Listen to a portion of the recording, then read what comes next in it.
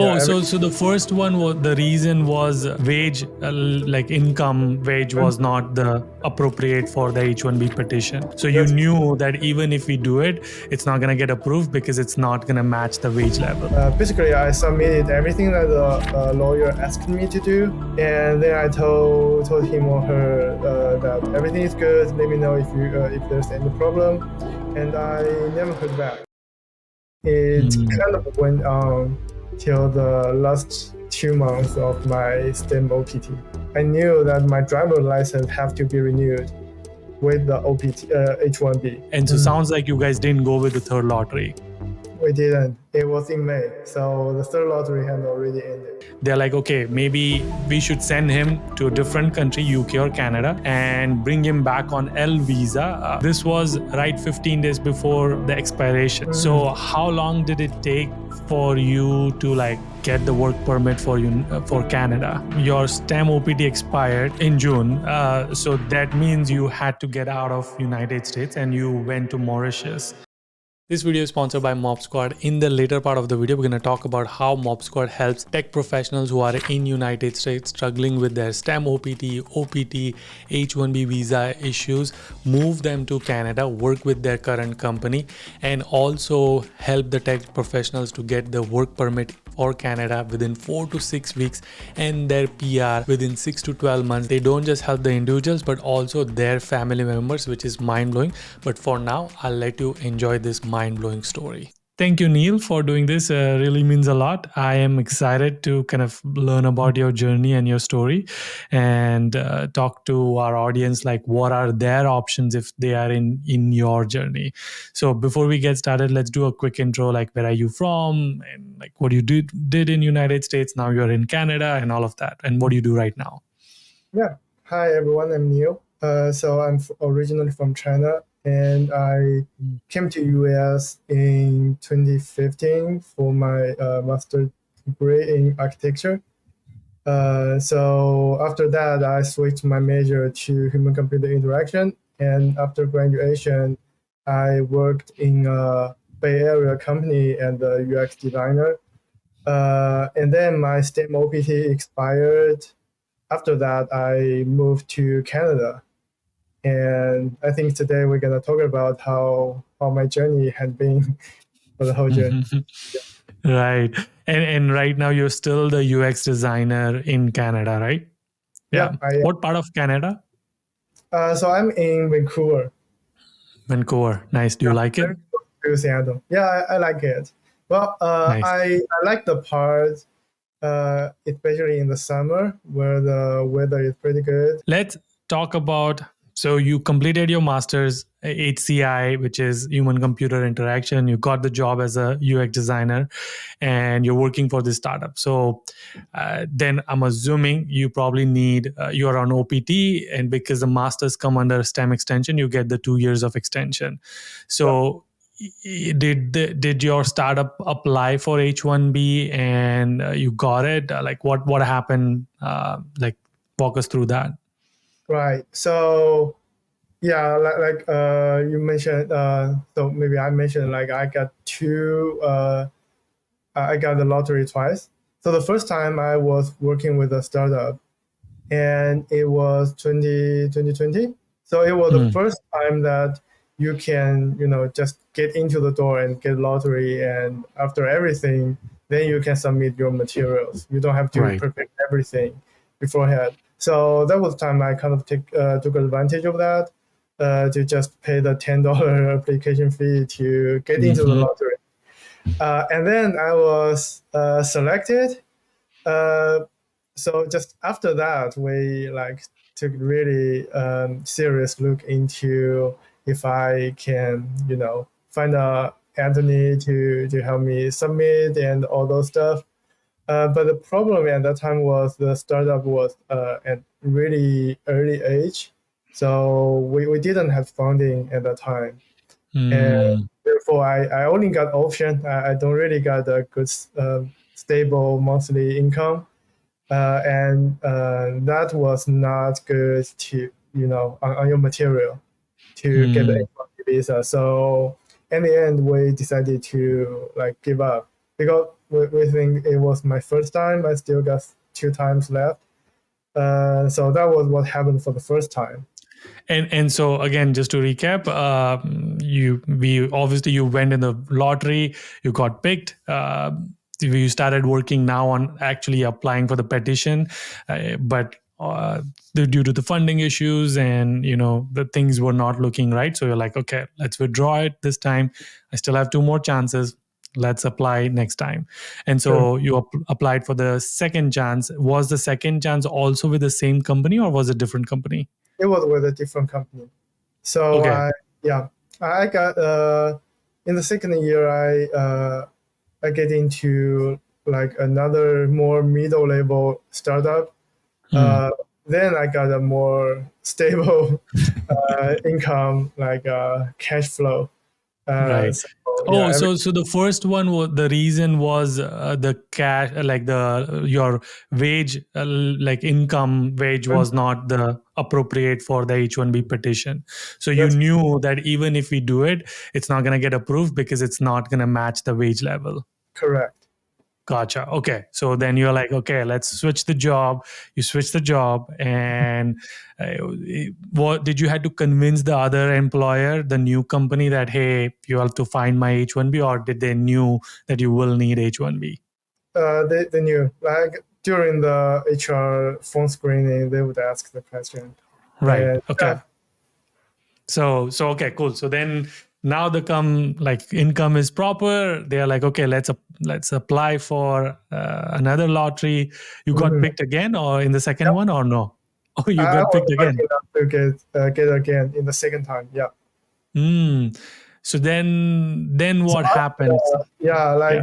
after that, everything felt kind of standard. Like the Anthony asked you to submit your materials to their platform, although it was kind of outdated. But basically, I submitted everything that the lawyer asked me to do.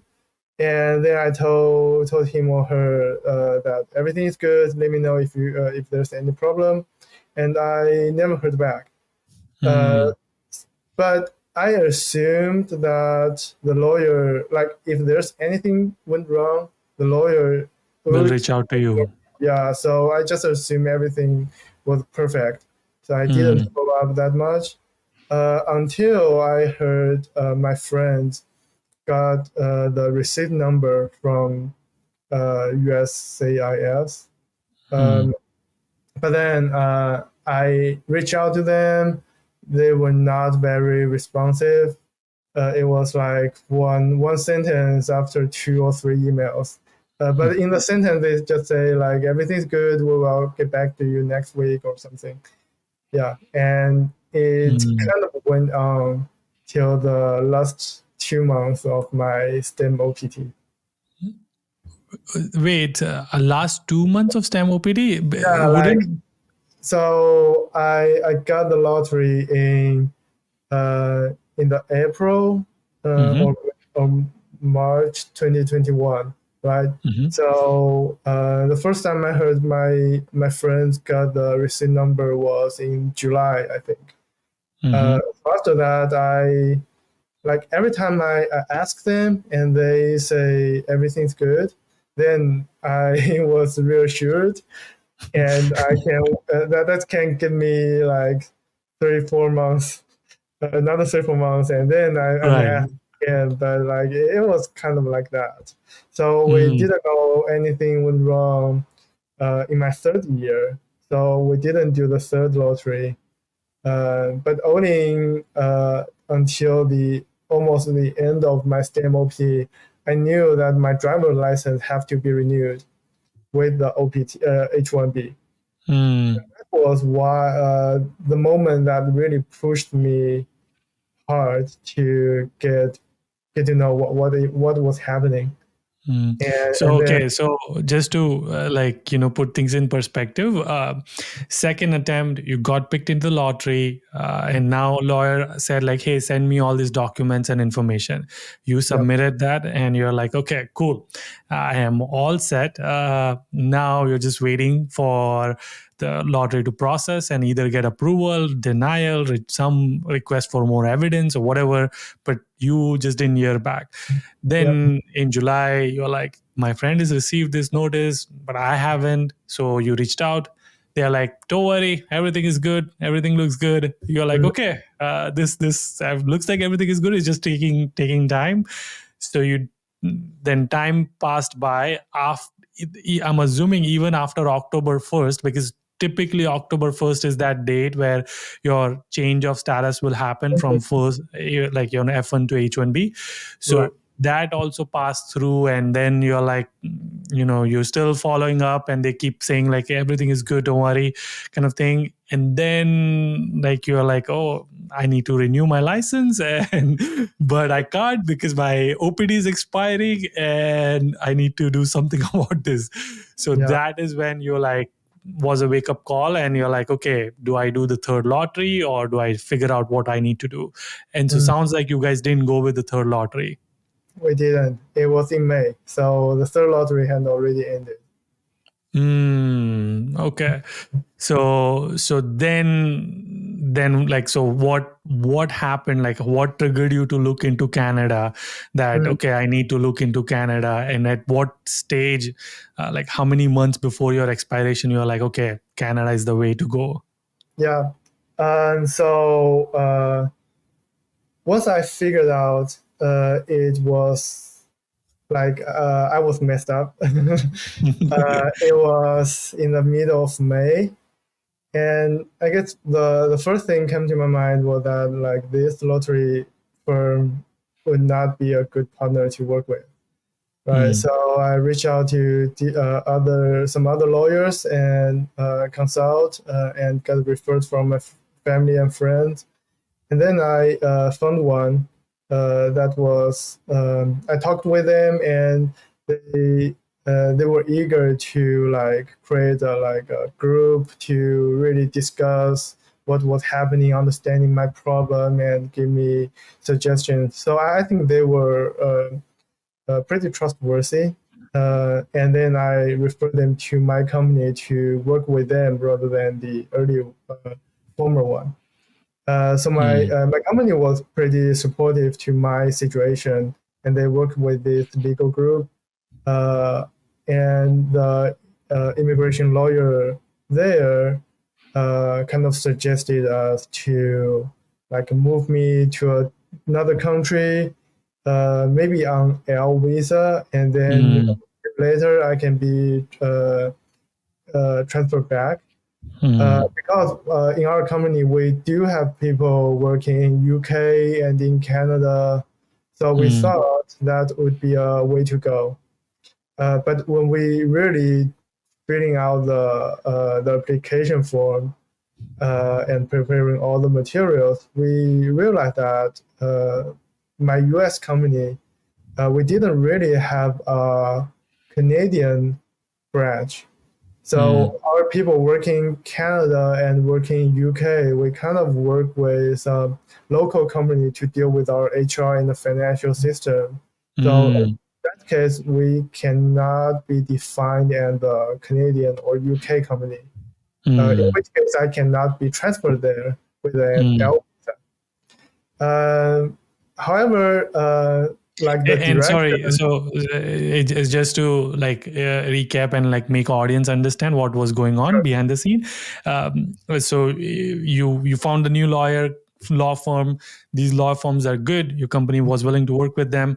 They're like, okay, maybe we should send him like to a different country, UK or Canada, and bring him back on L visa, L1 or L1A or L1B, right? So, or L1. So sorry, not L1A, L1 visa. And but the problem is that was not like the branches which are in UK and Canada. They are like it's almost like a third party company which they work with, not necessarily their own branch. So that wouldn't work with L1. So they're like, all right, now back to square one, figure out what is the different solutions. And so then what happened? Yeah.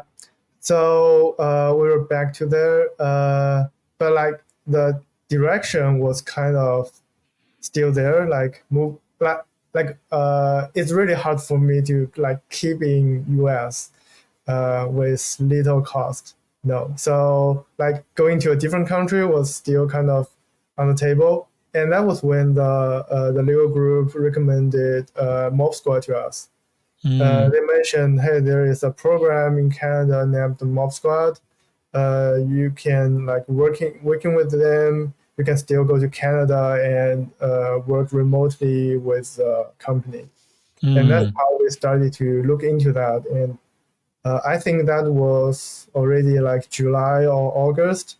So my grace period ends in the last day of August. Wow, so it's super close. True.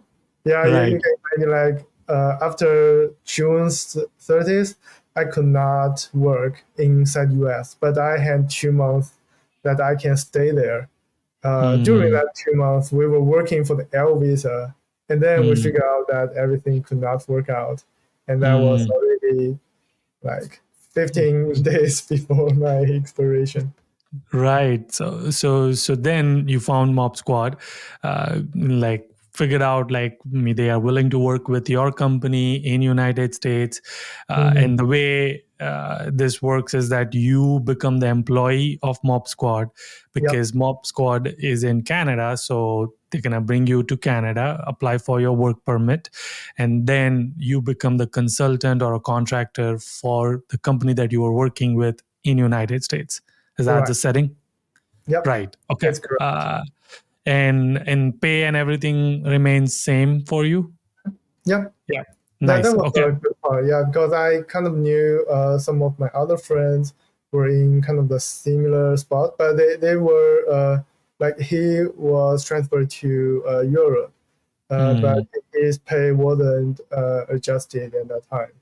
So I mm, was talking with my company about the situation, and my company, like I said, was pretty supportive, and they mm. agree that wherever I work in the world, I can keep my pay. They must really love you. I need to see your work now. That's awesome. Yeah. We should definitely do like a different podcast on UX and like career options in UX, Oh, but sure. yeah. But so they started working. This was right 15 days before the expiration. Hmm. So how long did it take for you to like get the work permit for you for Canada? Yeah, so that was long story short, it took me half a year. But during that half a year, it was like not really about from starting working with Mob Squad to finally get in Canada. There were also a lot of things going on in parallel, I think. So in August, my company in US started to talk with Mob Squad Hmm. via the legal group, right? So I think Mob Squad and the HR and my company started to talk in some meetings, and they agreed on the terms. And then I think by the end of September, Mm-hmm. these two companies came to an agreement, Mm-hmm. and then I can get into the process with Mob Squad, so I can start to like sign a contract with Mob Squad that I will be the full time employee there, and after that, I think 2 or 3 weeks later, I got the Limia uh, to What's Canada. Limia? So Limia is I forgot what's abbreviation, but basically it's something like uh, Labor market the impact perm. assessment. Oh yeah, it's kind of like the perm for a U.S. green card.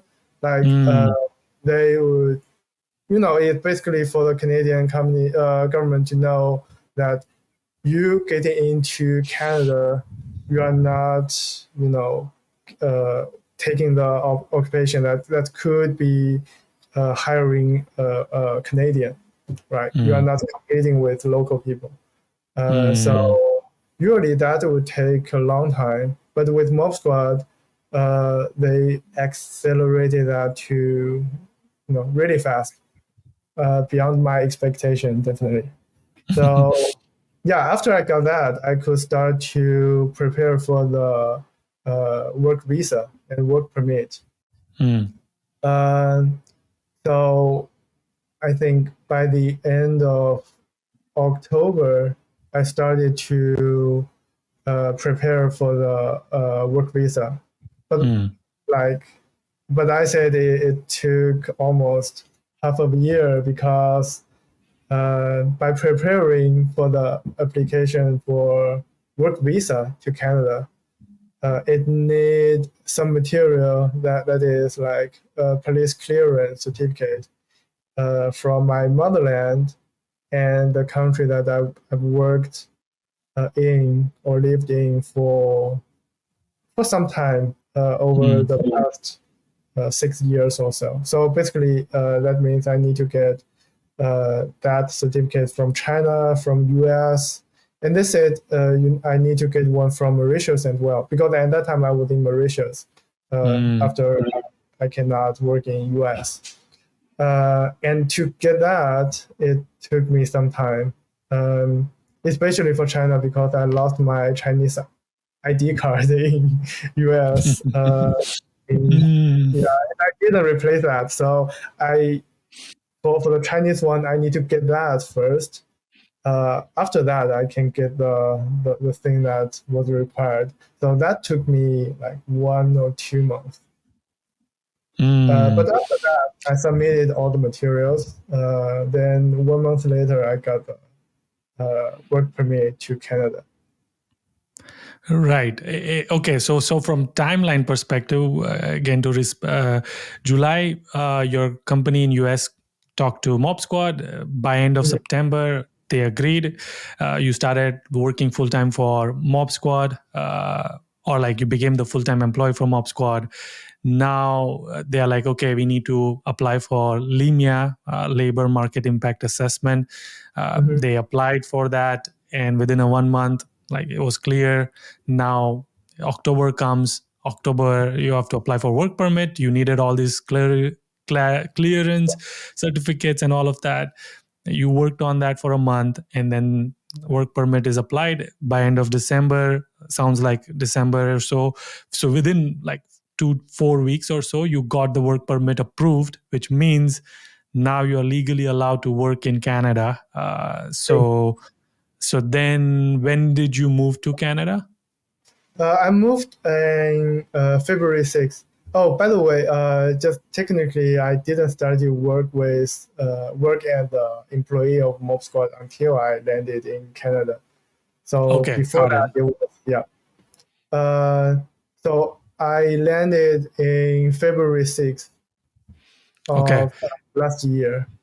okay. Mhm. And so once the work visa is approved, do you have to like get a stamp? Like Oh, I don't sure. know like how it works, but So in United yeah, States you can get approved. But then if you are entering, like if you go outside United States, come back, like for H1B, you need that new stamp, right? So is it same right. for Canada? It's kind of same, but like I was already in abroad, so Okay. but still I need to get the visa sticked. So like I mentioned, I got approved by the end of December, Mm-hmm. uh, and then I worked on to get the visa sticked onto my passport, and I got that in January, and that was And why. is there like an interview process, or is it pretty much just drop the Uh, pass? yeah, just drop the passport there. Yeah, yeah. And so it sounds like you obviously your STEM OPT expired in June. So that means you had to get out of United States and you went to Mauritius. Mhm. Okay. And when you were in Mauritius, you were still working with your US company. Yeah, and the contractor. Oh, okay, gotcha. Yeah.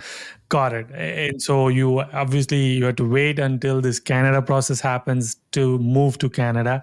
And then in Mhm. February, once the visa is stamped, you move to Canada.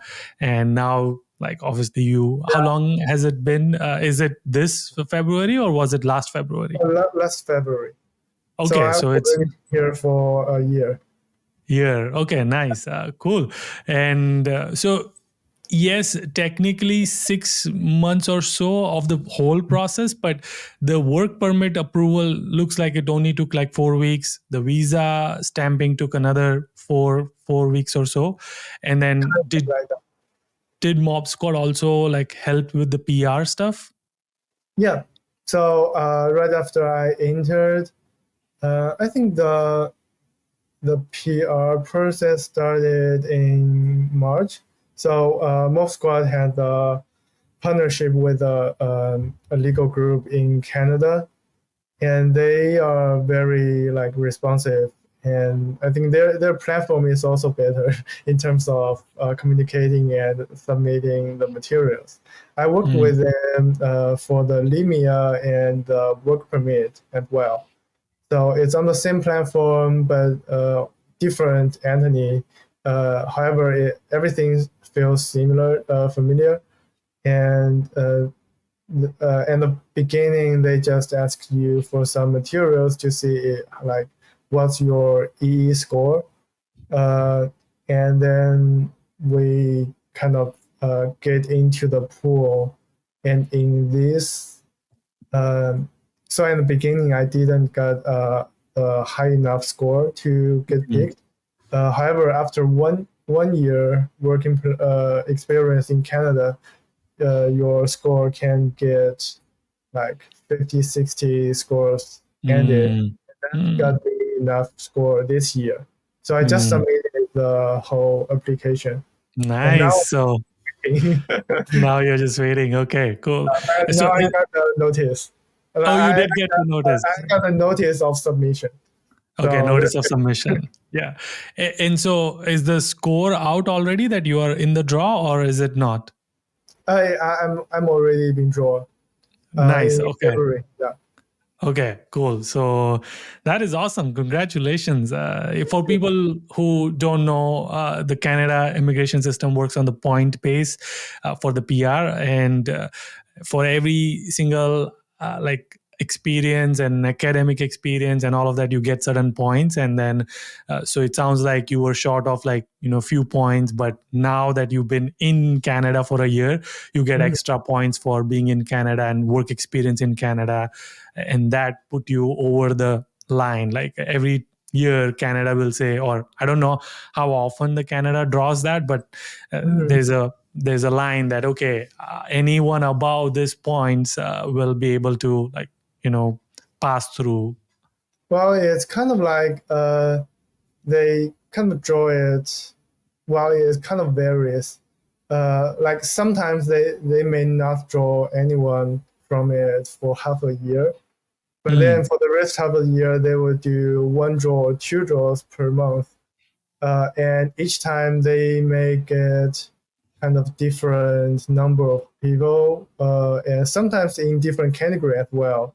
Like for the last year, they there were some draws. They only pick the ones who speak French, things like that. So all those things would kind of like affect what the final score would be. So basically, mm, it's not really a score line, but depending on your category, your some specialties, uh, in and then your ranking in the mm. system. Got it. Okay, so it's more complex than I Yeah, was a little thinking. bit Okay. more complex, but yeah. Right. Cool. Okay. So awesome. You've been in Canada for almost like a year or so. I mean, Mhm. more than a year. How do you like it? Is it any different than United States? I would say it's not that different in terms of the culture and the lifestyle.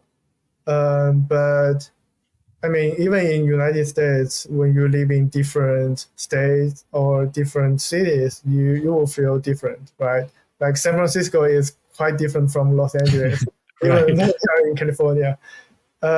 So yeah, I think in Canada, well, in the beginning, I even felt Canada is like similar to US, although there are some difference, but and someone who from Asia, uh, like it's not that different. But Mm, Vancouver per se, this is a very good city that has a lot of touch from Asia. mm, Like mm, now I kind of live in Richmond, which is a little bit south of Vancouver city itself. But here, like the Asian population is more than 50%. In some places, mm. there's even no English. Like there's just Chinese characters. I heard people shoot that. What? Yeah. Oh. And yeah, so because of that, there are a lot of good Chinese food and also Japanese food, Korean food. And Mm. also there is a city named Surrey that has a lot of Indian population. So you Yeah, can find yeah. good Right. food Yeah. there as well. Yeah. Yeah. So So a lot of diversity, sounds like a lot of diversity, especially Vancouver, like a big city. So obviously, there's that. yeah, and Um, also there's one thing I like about Canadian cities is that in the downtown area, it feels more like a city in my concept. Like from where I was from, like the city downtown would be the best part of the metro area, right? mm. But US, sometimes the suburbs are way better than the downtown area. Like in Vancouver and also Toronto and Montreal, I think the downtown areas are kind of taken good care of. Mm, yeah. And how is the cost wise? Like, this is the big complaints I hear from people who are in Canada or like who move to Canada. Like, it's very expensive. Is it that expensive compared to United States? Not really. So I think when comparing the local income and the expense, it is pretty expensive.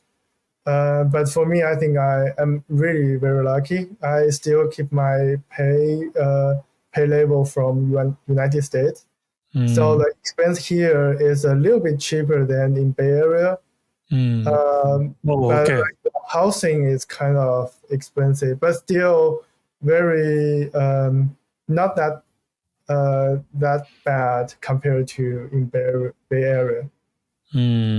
Got it. Compared to Bay Area, obviously, Bay Area, I imagine people are paying like 30, like 2,500 to 3,500 for like one bedroom Oh, definitely. townhouse. Yeah. So is it that bad? Like, what's the rent, like typical rent over there? What's the range for Vancouver or in the Richmond?